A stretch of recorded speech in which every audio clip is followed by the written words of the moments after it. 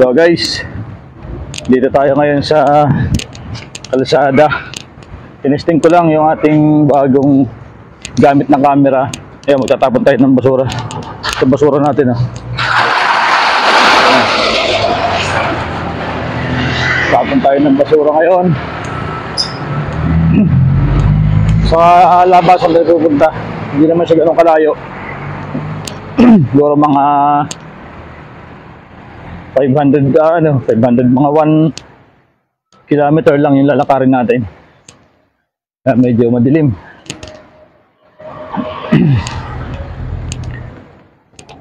Itong lalakaran ko ngayon ay Santo Niño Avenue. Yan, magtatapon tayo ng basura, then diretso sundo ko na rin yung aking asawa. Alright, exercise tayo mga bossing.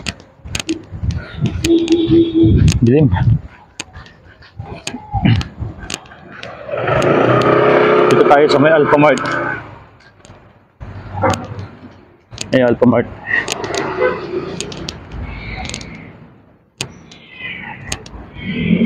Ganda, ganda ng stabilizer ng ating ng ating cellphone.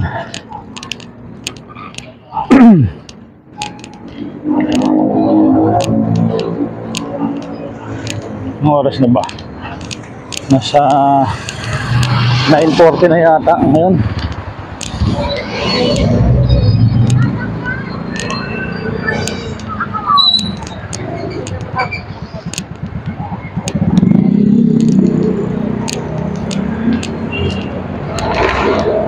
Ito na pala yung terminal ng terminal ng Santo Niño Village.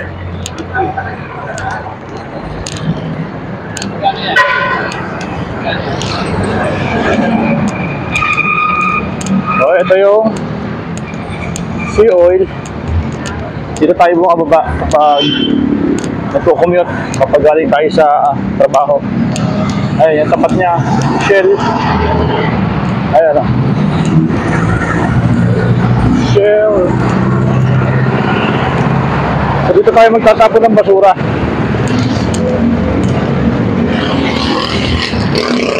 Ako, mukhang nalit na tayo. Mukhang may nag-pick up na ng basura dito.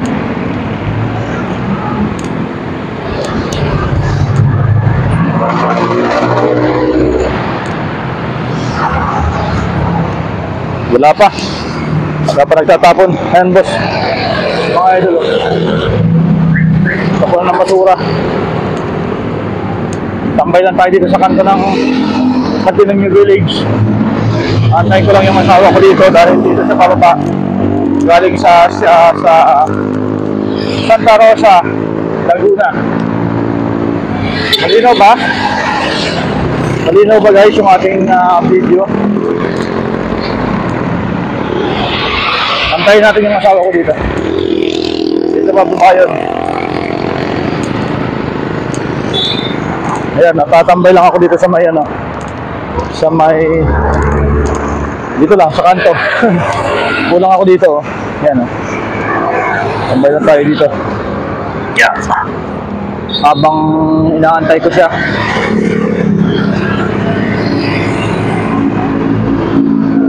Hi. Bukas ganito magiging sitwasyon ko. Magko-commute din ako bukas. Tagaytay.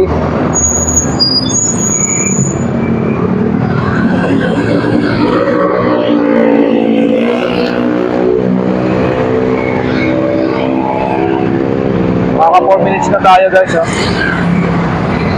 4 minutes and 24 seconds.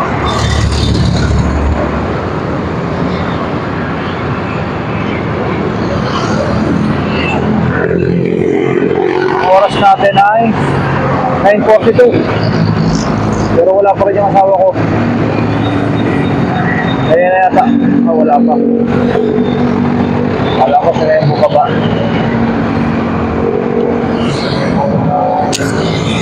Sinubukan ko lang gamitin itong ating lapel. Kung malinaw yung sagap ng boses nito. Bigla ko lang kasi naalala to doon sa aking lagayan na meron nga pala akong ganito.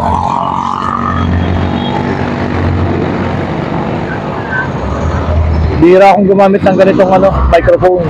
Kasi hindi ko alam kung okay ba yung kanyang audio.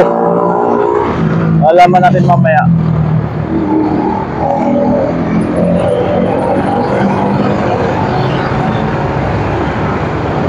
So, wala pa rin siya dito. Next siguro na sakyan, baka darating yan, baka lang nila.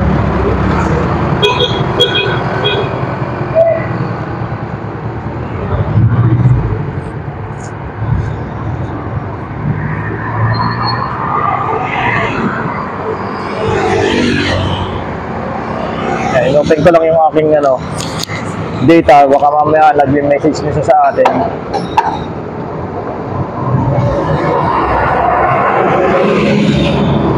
Hindi kaya tayo pagkamalang baliw dito. Nakaupo lang ako dito sa gilid, mga bossing. Dapat ng shell.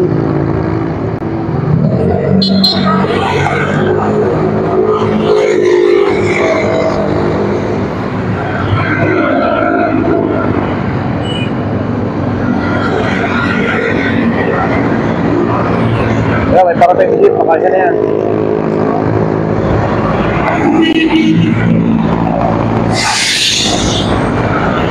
Sobrang linaw ng camera natin, mga boss. Ano pa lang to? 1080p. So, paano pa kaya yung nito? Yung 4K, di ba? Yung resolution. Saka ang ganda ng kanyang stabilization. Sobrang smooth.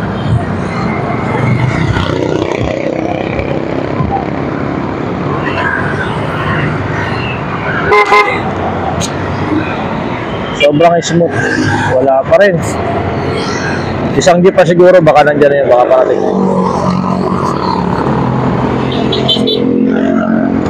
Ito. Baka ito na.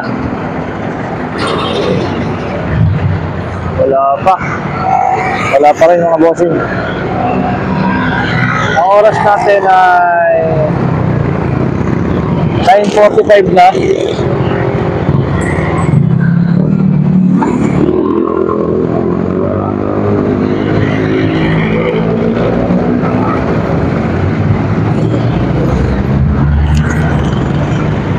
Normally kapag nagko-commute from SM Santa Rosa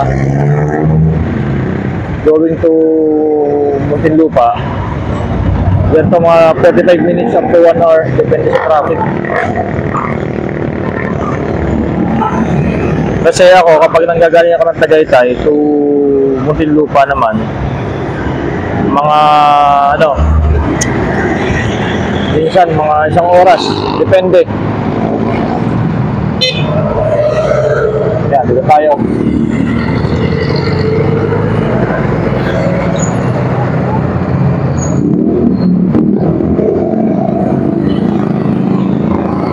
Next na jeep, baka nandito na siya.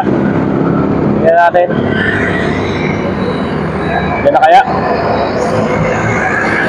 Wala pa. Maganda dito guys, oh. Pwede pa rin siyang i-zoom. Diba? Oh.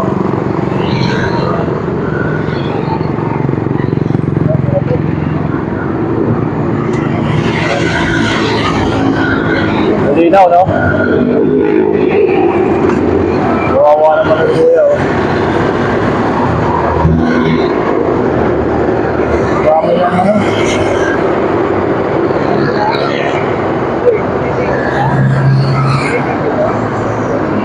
Bakit?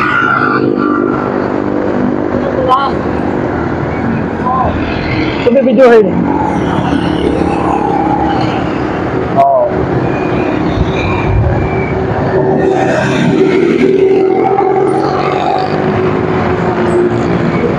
Oo.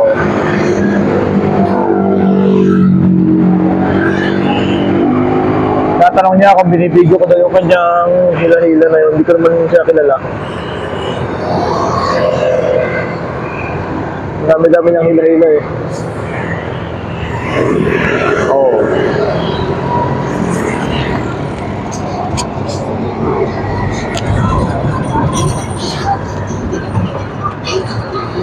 Dami niyang hila-hila oh. Dami mga nakadikit na ako mga ano doon.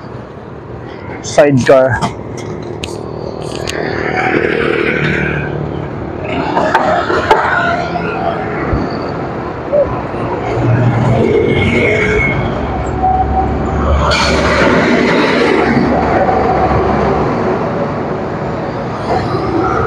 Nakaka ano na tayo 10 minutes and 44 seconds.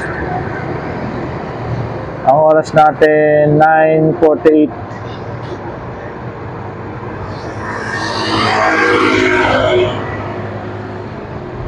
Wala pa rin siya. Siguro nandito na sa jeep na to. Mag-alas 10 niya eh. So kung ako pala ay manggagaling ng Nuvali, so makakarating ako dito. So nakakarating ako dito ng nakamotor ng 10.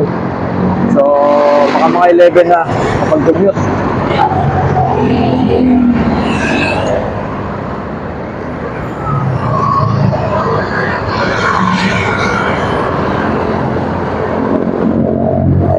Wala pa rin guys. Dito, baka nandito na sa jeep na to.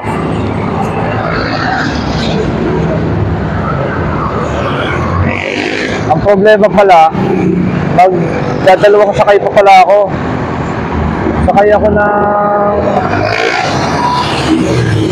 Oo nga pala, no?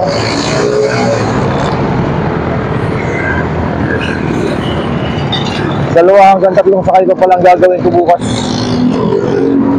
Bago ako makauwi.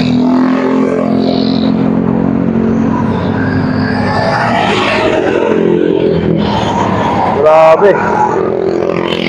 Mahirapan pala pag-commute dito bukas. Yari tayo nito.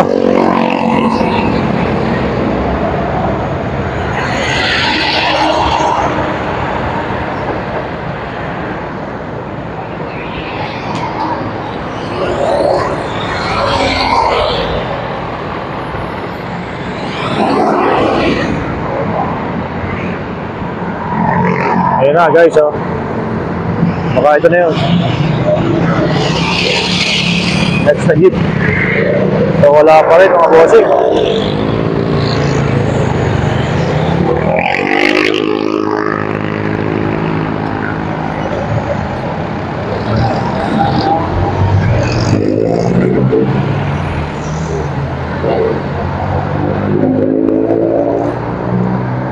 Grabe, tagal no?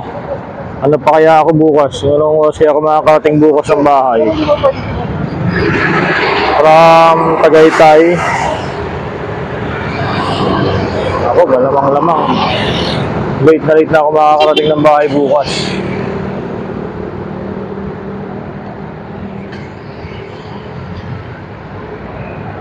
Ito na siguro. Ito na yun.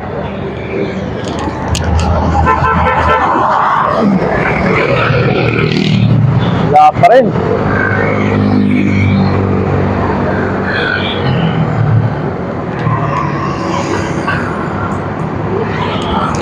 Palubab na yata yung ating lapel. Hindi ko alam kung ilang oras na matagal itong lapel natin. Ngayon ko lang ito nagamit eh. At hindi ko rin alam kung gaano kaganda yung dating ng audio nito. Ang ganda lang flow na to guys. Ayan o. Hindi ka mahirapang gumamit o. Ayan o. Pwede mong ilipat-lipat yung mukha mo dyan o. Diba? Pwedeng hati. Ayan o. Pwedeng yung taas ang malaki. Kaya yung malaki, maliit yung video sa kabila. Pwedeng ito, yung kanina, yung setup kanina, ito. Ayan o. Pwedeng ito. Ayan. Diba? Ang ganda ng settings. Oh, para ka rin tawag dito. Naka Insta 360. Diba? Guys, ang linaw niya. 1080p, 60 fps. Yung harap. Then yung front camera nito ay nasa 4K. Tingnan natin yung 4K guys ha. Testing natin yung 4K. So ito guys yung 4K resolution. Tingnan natin ha kung gaano siya ka-clear, kalinaw. Naka-zoom siya 3 times, 4 times, 5 times. Not bad. Pero nagbablog siya pero not bad. Ayan o. Stabilizer niya. Ayan. Ganda di ba? Sobrang smooth ng kanyang stabilizer. Oh. Pwede tayo mag-camera dyan.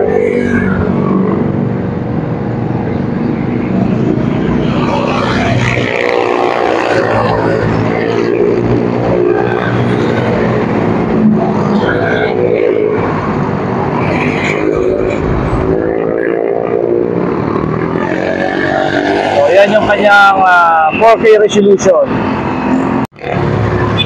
So, balik tayo dito sa 1080p.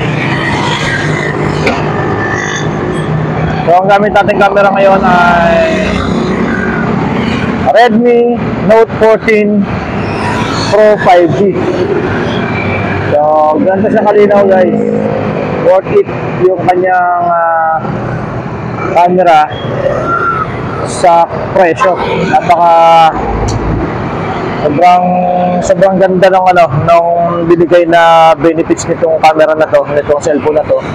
Dahil bukod sa napakakunat ng kanyang battery, ay ang laki pa ng kanyang tawag dito ng kanyang internal memory.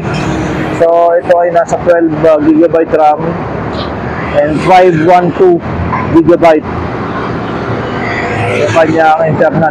Pero wala siyang slot para sa extra na micro SD. Hindi siya pwedeng lagyan ng memory card. Pero sa 512 guys, napakalaki na nun. Ito na siya, bumaba na. Ate! Hindi niya ata ako nakita. Look, kaya yata ito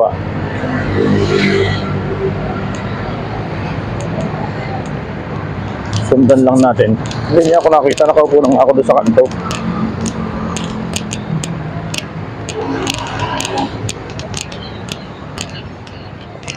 Gago. Tinatawag kita doon, nakaupo ako doon sa kanto.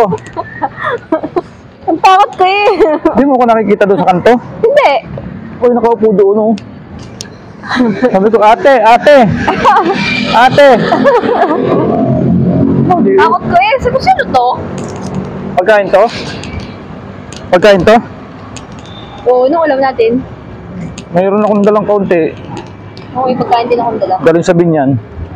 Tinitesting ko yung camera na. Ang ganda, linaw. Uy, baka mahablot ka ng cellphone dito ah. Sa laki ng braso mo rin. Pag nakakotse.